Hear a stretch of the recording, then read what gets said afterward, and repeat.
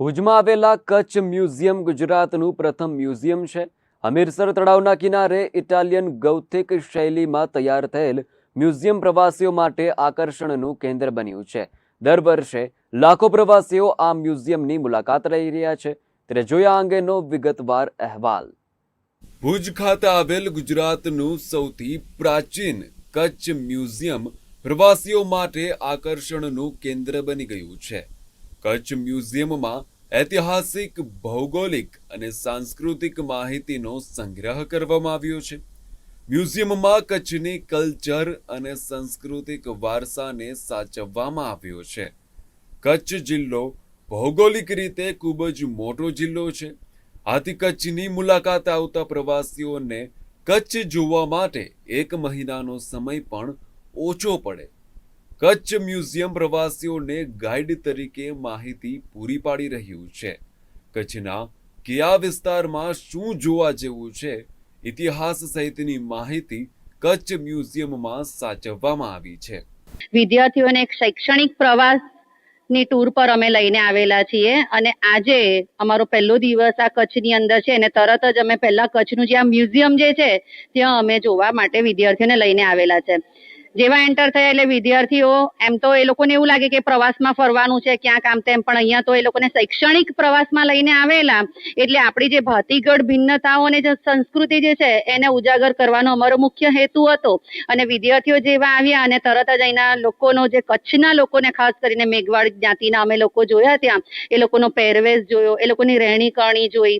વિદ્યાર્થીઓએ ખૂબ સરસ જે અત્યારે જે સિટી લાઈફ જે જીવે છે એના કરતાં જે ગ્રામ્ય જે કચ્છની જે સંસ્કૃતિ અને એ લોકોની જે રહેણી કરણી હતી એ લોકોને ખાસ જોવા મળી।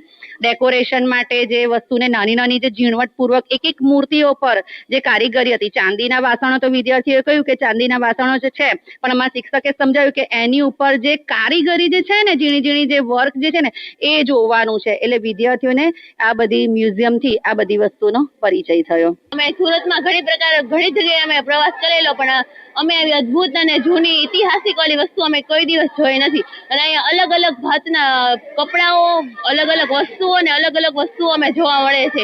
અહીંયા અલગ અલગ અહીંયા આવીને અમારું મન પણ શાંત થાય છે અને અમને અલગ અલગ નવી વસ્તુ જોવા મળે છે।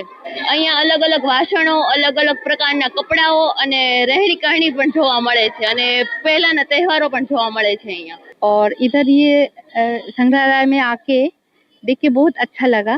सबसे मुझे एक चीज़ बढ़िया लगा कि उधर म्यूजियम में जो चीज़ रखा है, कुछ चीज़ जो हैंडीक्राफ्ट का, वो चीज़ आज भी चल रहा है। क्योंकि बाहर भी मैं देख रही थी लेडीज बैठ के वही चीज़, मतलब वो सदियों से ये चल रहा है। जो छोटा छोटा मोती का काम, जो एम्ब्रॉयडरी का काम सब लेके बैठे हैं, वो उधर भी रखा हुआ है, सेम है। बहुत अच्छा लगा। और हम देखा है जो पुराना चांदी का बर्तन में बहुत अच्छा काम है। पुराना जो मूर्तियां हैं उसमें इंस्क्रिप्शन भी बहुत पुराना रखा हुआ है। हाँ, और पुराना कपड़ा रखा हुआ है। मूर्तियां जो मंदिर से लेके बहुत अच्छा से रखा हुआ है। और हाथी दांत का भी बहुत सामान, मतलब उसमें जो काम है वो देखने के लायक है, मतलब बहुत सुंदर है। કચ્છ મ્યુઝિયમમાં કચ્છની પ્રાચીન હસ્તકલા, રાજાશાહી સમયનું ચલણ તેમજ હથિયાર પ્રદર્શનમાં મૂકવામાં આવ્યા છે। પ્રવાસીઓ માટે રાજાશાહી સમયના હથિયાર તેમજ સોના ચાંદીના આભૂષણો આકર્ષણનું કેન્દ્ર બન્યા છે। કચ્છની ભરતકળાને જીવંત રાખવા માટે કચ્છ મ્યુઝિયમમાં કચ્છની વિવિધ કલાને પ્રદર્શનમાં મૂકવામાં આવ્યા છે।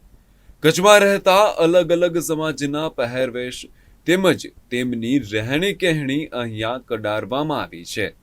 દર વર્ષે લાખો પ્રવાસીઓ કચ્છ મ્યુઝિયમની મુલાકાત આવી રહ્યા છે।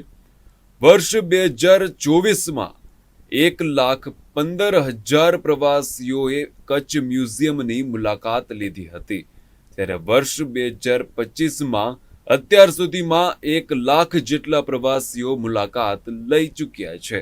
આમ કચ્છ મ્યુઝિયમ પ્રવાસી માટે આકર્ષણનું કેન્દ્ર બની જવા પામ્યું છે। અહીંયા આવતા પ્રવાસીઓની સંખ્યામાં સતત ને સતત વધારો થઈ રહ્યો છે। સંવાદદાતા પરેશ રાજગોર, ગુજરાત ન્યૂઝ, કચ્છ।